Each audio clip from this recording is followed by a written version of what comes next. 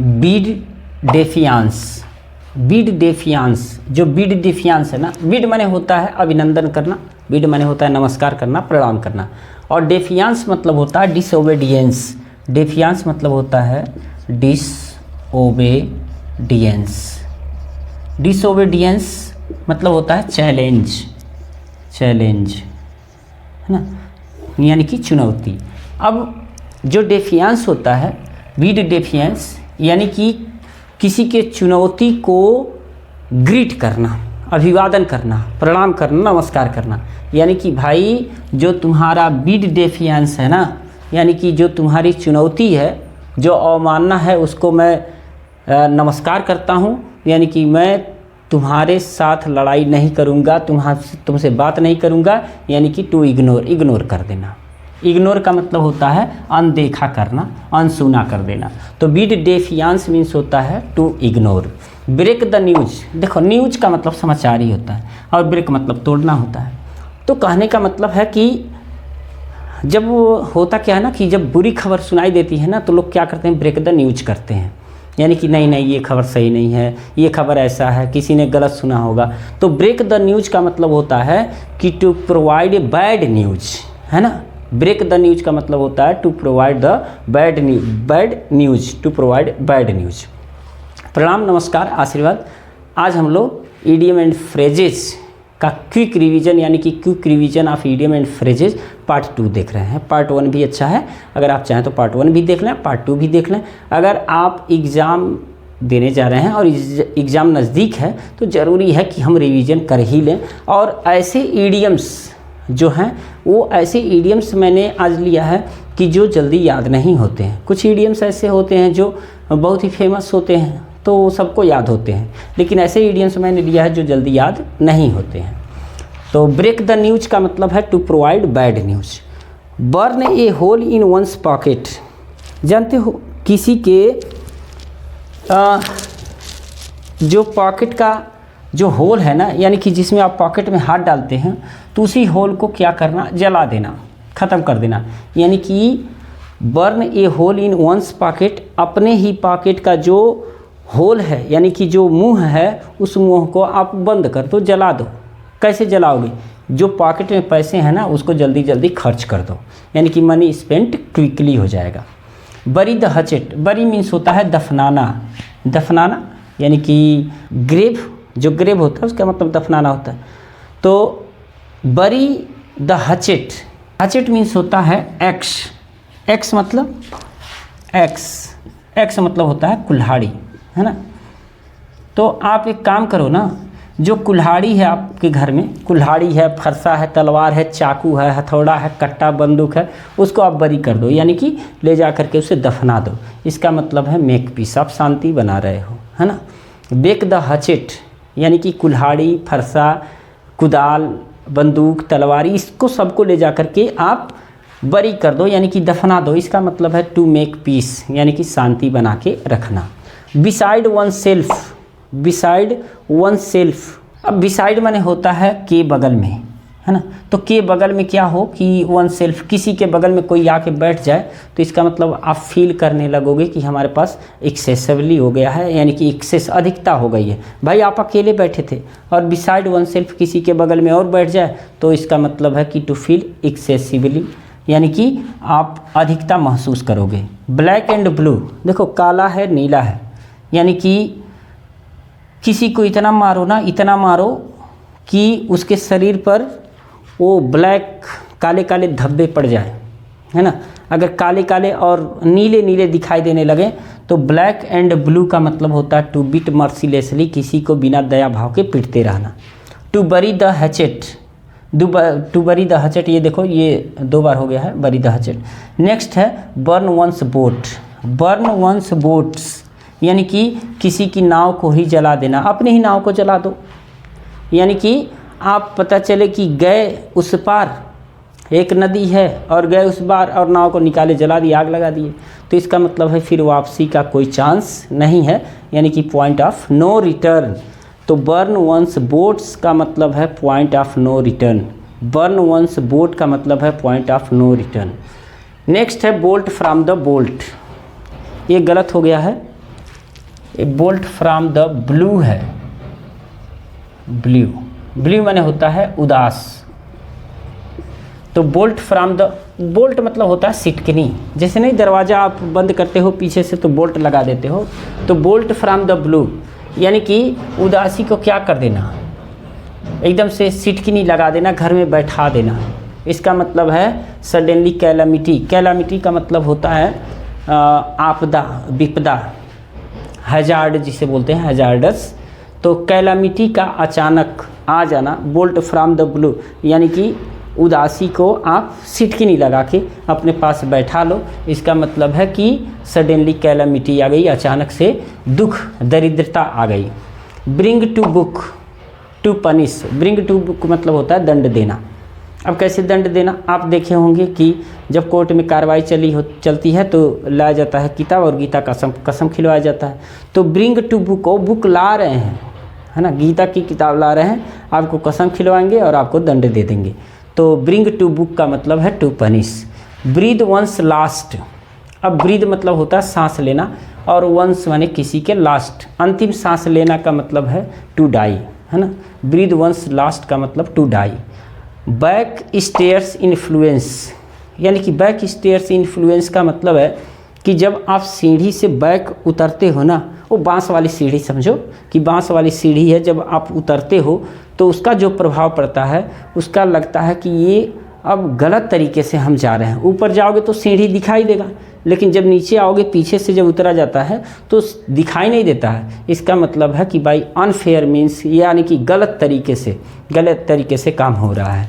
तो ये back stairs influence मतलब होता है बाई अनफेयर मीन्स, यानी कि गलत तौर तरीके से।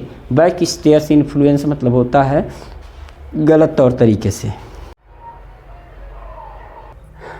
नेक्स्ट है बाई द बाई। बाई का मतलब हो by the way. By the way मतलब होता है कि किसी भी प्रकार से। तो बाई द बाई और बाई द वे में कोई बहुत ये नहीं है, अगर 2-3 बार आप देखेंगे by the by, by the way, by the by, by the way, तो याद हो जाएगा, ठीक है। बैंडी वर्ड्स, देखो बैंडी मीन्स होता है ना एक्सप्लेन, बैंडी मीन्स होता है टू एक्सप्लेन। एक्सप्लेन का मतलब होता है नरेट। नरेट का मतलब होता है विस्तार से वर्णन करना, है ना। तो बैंडी मीन्स होता है टू एक्सप्लेन, नरेट यानी कि विस्तार से वर्णन करना। अब बैंडी वर्ड्स का मतलब ये है कि जब आप किसी को बड़े ही बैंडी वर्ड्स बोलोगे, यानी कि विस्तार में जब वर्णन करोगे ना, विस्तार में जब आप शब्दों को बताओगे, तो इसका मतलब है कि वह सामने वाला आदमी टू बी र्यूड हो जाएगा, यानी कि कठोर हो जाएगा, आपके प्रति उदंड व्यवहार करेगा, या ये कहो कि एंग्री हो जाएगा, एनोइड हो जाएगा। बस समझ रहे हैं ना। तो बैंडी वर्ड्स का मतलब है to be rude or angry, to be rude or angry, या ऐसे भी बोल सकते हो आर्गुमेंटेटिव हो जाएगा। जब आप शब्दों को बैंडी बोलोगे, यानी कि एक्सप्लेन करोगे शब्दों को, तो वो र्यूड हो जाएगा या आर्गुमेंटेटिव हो जाएगा, यानी कि आपसे आर्गुमेंट करने लगेगा। तो बैंडी वर्ड्स का मतलब है to be rude or angry, bandy words का मतलब है to be rude or argumentative. Bee in one's bonnet. अब देखो जो बोनेट होता है ना, बोनेट मतलब होता है हुड। बोनेट मैंने बक्सा भी होता है, जो गाड़ियाँ होती हैं ना, गाड़ी के जो आगे का पार्ट होता है जिसमें इंजन होता है, उसको बोनेट बोलते हैं ना। तो बोनेट मतलब बॉक्स भी होता है। तो बी इन वंस बोनेट, अब किसी के बक्से में हो जाना, यानी कि किसी के बोनेट में हो जाना, इसका मतलब कि फंसी। अब टू फंसी हो जाना कि यानी कि बात को बतंगड़ बना देना, एकदम उलझन में पड़ जाना। बी इन वंस बोनेट यानी कि आप किसी के बातों में पूरी तरह से फंस गए हैं, और इसको कहते हैं कि बात को बतंगड़ बनाना। जैसे होता है ना कि जब आप किसी की बातों में उलझ जाते हो, किसी की बातों को खोद करके उसमें से उधेड़ के बातें करने लगते हो, तो उसको बोलते हैं फंसी होना, यानी कि बात को बतंगड़ बनाना। तो बी इन वंस बोनेट का मतलब है टू फंसी। By fits and starts, fit मतलब होता है उपयुक्त होना, है ना, एकदम सही रूप से उपयुक्त होना, और स्टार्ट्स यानी कि शुरू करना। तो बाई फिट्स एंड स्टार्ट का मतलब है कि आप उपयुक्त तो है और फिर शुरू करते हैं, फिर आप सोचते हैं कि हाँ उसके लिए हम फिट हैं और फिर शुरू करते हैं। तो कुछ काम ऐसे ना जो इरेगुलर होता है कि किसी काम को बार बार करना, तो बाय फिट्स एंड स्टार्ट का मतलब है कि किसी काम को बार बार करना और सही ढंग से ना करना, यानी कि समथिंग डन इरेगुलेटरी, यानी कि इरेगुलर रूप से आप किसी काम को कर रहे हैं तो उसको बोलेंगे bye fits and starts. Bye fits and starts का मतलब समथिंग डन इरेगुलरिटी, यानी कि किसी चीज़ को आप इरेगुलर तरीके से कर रहे हो, अनियमित तौर तरीके से कर रहे हो, तो उसका मतलब by fits and start. To be hand and glove with, अब देखो क्या होता है कि हमेशा आप अपने हाथ में दस्ताने लगाए रहते हो, इसका मतलब क्या कि आपको अच्छा लग रहा है, आप अपने हाथ को ढके रहते हो, यानी कि आपके हाथ की सुरक्षा करता है। तो to be hand and glove with का मतलब होता है an intimate friend. Intimate friend का मतलब होता है घनिष्ठ मित्र, यानी कि close friend. To be hand and glove with का मतलब है intimate friend. Cock and bull story, देखो मुर्गा रहे और बुल रहे, यानी कि सांड रहे, और मुर्गा और सांड की कहानी हो, जैसे सांड चल रहा है, मुर्गा जाके चोंच मार रहा है, फिर सांड उठा के पटक रहा है, मुर्गा उड़ जा रहा है, तो इसका मतलब ये फैंटास्टिक स्टोरी है। कॉक एंड बुल स्टोरी का मतलब ये फैंटास्टिक स्टोरी है। To call a spade a spade, spade मतलब होता है कुदाल या फावड़ा, है ना, या बेलचा भी बोल सकते हो। टू कॉल ए स्पेड, अब किसी को आप स्पेड स्पेड कह करके बुलाओगे, कुदाल कुदाल, बेलचा बेलचा, फावड़ा फावड़ा कह के बुलाओगे, तो इसका मतलब है टू कॉल ब्लंटली, यानी कि किसी को बहुत ही ग्रफली ढंग से बुलाना, यानी कि मोटे तौर से बुलाना। जैसे उस बुलाने में आपका प्रति कोई भी आनर ना हो, रिस्पेक्ट ना हो, तो उसको बोलते हैं टू कॉल ब्लंटली, यानी कि मोटे तौर पर बुलाना। To call a spade, to call a spade means होता है to call bluntly. To call a spade मतलब होता है टू कॉल ब्लंटली। नेक्स्ट है chip off the old block. ये देखो chip off the old block मतलब एक ऐसा भाग है, ब्लॉक मतलब होता है पार्ट, ब्लॉक मतलब होता है खंड, तो एक ऐसा खंड है, एक ऐसा ब्लॉक है जिसका वो चिप है, चिप मतलब टुकड़ा होता है। तो एक बड़ा सा भाग है और उसी का टुकड़ा है, एक बड़ा सा ब्लॉक है और उसी का चिप है, यानी कि the son resembling the father, यानी कि बेटा उसी तरह का दिखता है जैसे कि पिताजी हैं, यानी कि पिताजी की वो फोटो कॉपी है, यानी कि जैसा बाप वैसा बेटा, जैसे बाप है उसी के समान बेटा दिखता है, उसको बोलते हैं chip off the old block. यहाँ से समझोगे तो हो जाएगा, ओल्ड ब्लॉक है यानी कि पुराना ब्लॉक है और उसी का चिप है, भाग है।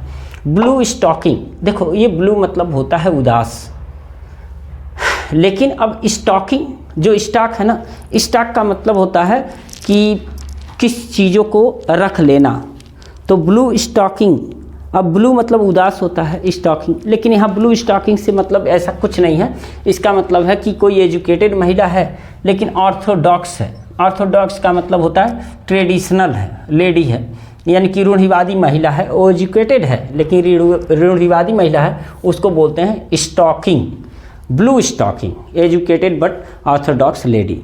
ब्रिंग डाउन द हाउस, घर को गिरा देना है ना, ब्रिंग डाउन यानी कि ढहा देना घर को। गेट एप्लॉज यानी कि प्रशंसा प्राप्त करना, ये थोड़ा अजीब है, घर को ढहा देना यानी कि प्रशंसा प्राप्त करना। ब्रिंग डाउन द हाउस का मतलब है get applause. Brow beat, brow माने होता है भौहें, ये वाला जो होता है पार्ट ना, ये आँख के ऊपर जो होता है इसको ब्रो बोलते हैं। तो ब्रो बीट यानी कि भौहों को पीटना, यानी कि टू बली होता है टू थ्रीटन, किसी को धमकाना नहीं, जब बात करते हैं तो ऐसे भौहें चढ़ाते हैं उतारते हैं, तो इसका मतलब है कि टू बली होता है।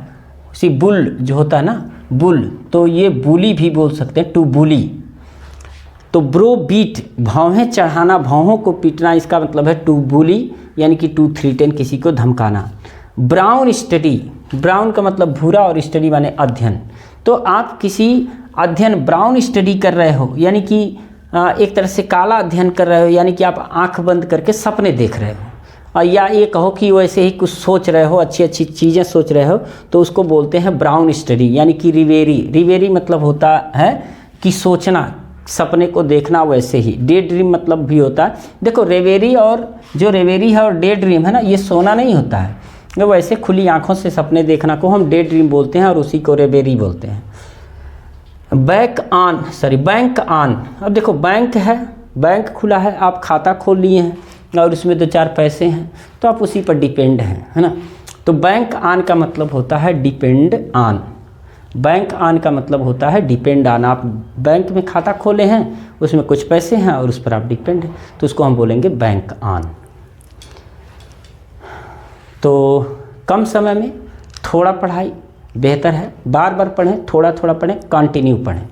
मिलते हैं नेक्स्ट वीडियो में।